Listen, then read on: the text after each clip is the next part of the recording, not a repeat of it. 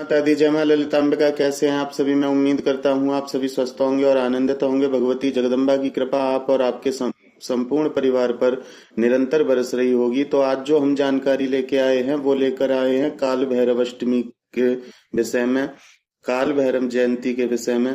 तो इस वीडियो को पूरी तरह से देखें, और जो इस वीडियो को पूर्ण रूप से देखेगा और जो वीडियो में बताया जा रहा है उसी प्रकार से करेगा तो काल भैरव जी की कृपा होगी और बहुत सारे अपने संकटों से आप छुटकारा पा सकते हैं।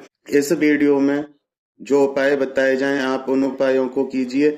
ये बहुत ही अच्छा अवसर है आप लोगों के पास अपने भयों से और संकटों से छुटकारा पाने के लिए, अपने जीवन में सकारात्मकता प्राप्त करने के लिए। काल भैरव जयंती पर आपको क्या करना है वो ध्यान से सुनिए।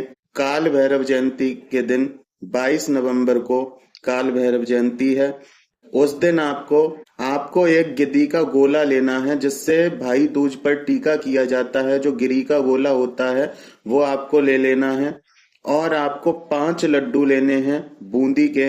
5 बूंदी के लड्डू, एक गिरी का गोला और उड़द की साबुत दाल 250 ग्राम, सरसों का तेल अपनी सामर्थ्य अनुसार, और काले तिल, एक काला कपड़ा और सिंदूर जिससे चोला चढ़ाया जाता है वो सिंदूर आपको ले लेना है।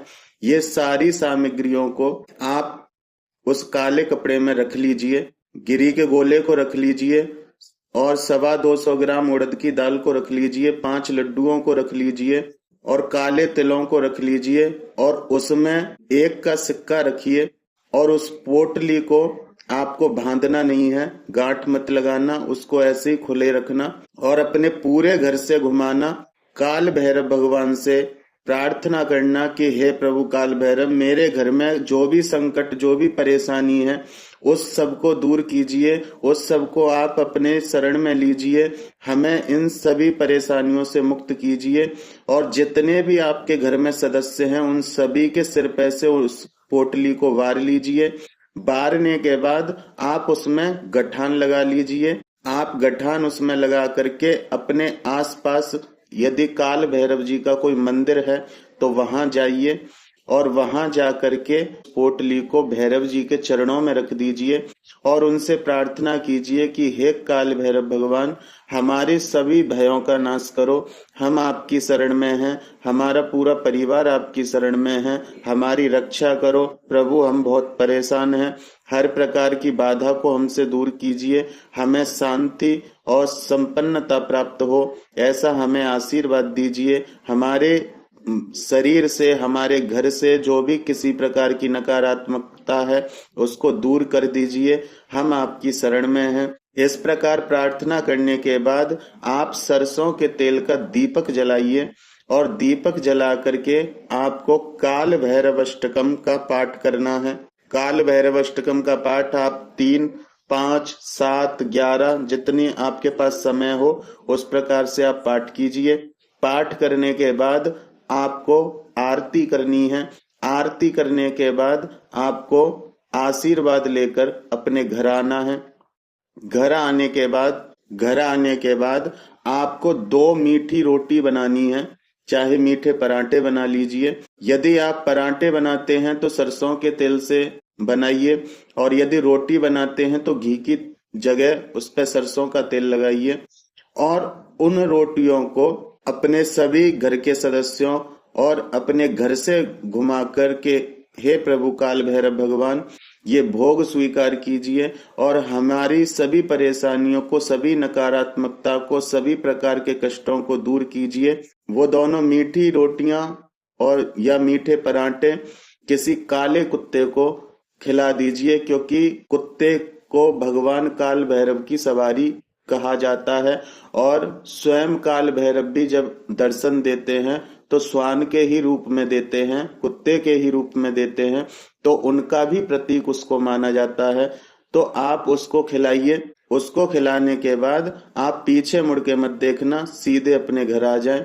यदि काला कुत्ता नहीं मिलता है तो उस जगह पे फिर आपको जैसा भी कुत्ता मिले उसको खिला दीजिए, नहीं तो कोशिश यही कीजिए कि कोई काला कुत्ता आपको मिल जाए।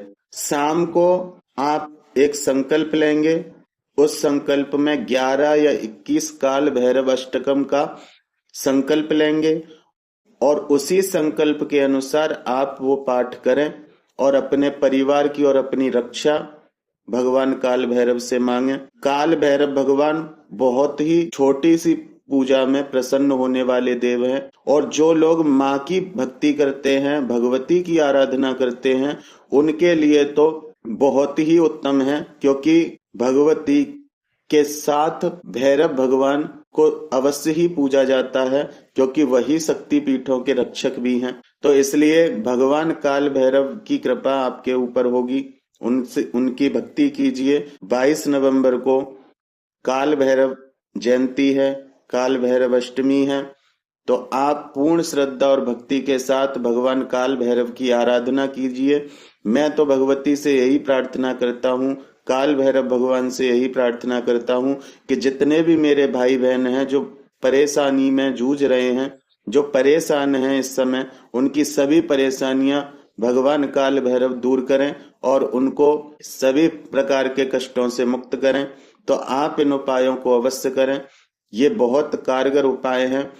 और इस दिन यदि भगवान शिव की भक्ति भी साथ में की जाती है तो भगवान काल भैरव बहुत प्रसन्न होते हैं, क्योंकि भगवान शिव के ही रुद्रावतार हैं, भगवान शिव के ही अंश हैं काल भैरव, तो वो भी बहुत प्रसन्न होते हैं। और देखिए सबसे बड़ी बात क्या है कि यदि आपके घर में कोई ऐसा तंत्र है या कोई ऐसी प्रेत बाधा है जो कि सात्विक देवी देवता आपकी रक्षा नहीं कर पा रहे हैं, जो मलिन शक्ति है आपके घर में, उसका भी नाश करते हैं, क्योंकि भगवान काल भैरव शमशान के राजा हैं, वो शमशान के वासी हैं और शमशानी शक्तियों को, गंदी शक्तियों को, मैली विद्याओं को काटने में कार्य करते हैं।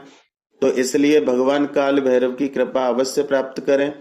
तो मैं उम्मीद करता हूं कि आपको मेरे द्वारा दी हुई जानकारी समझ में आई होगी और पसंद आई होगी। आप इन उपायों को अवश्य करना, क्योंकि ये आपके पास बहुत बड़ा अवसर है। फिर मिलते हैं एक नई वीडियो में एक नई जानकारी के साथ। तब तक अपना और अपने परिवार का ध्यान रखें, भगवान की भक्ति करें, निरंतर भक्ति करें और भक्ति पथ पर आगे बढ़ते रहें। जय माता दी, जय मां ललितांबिका।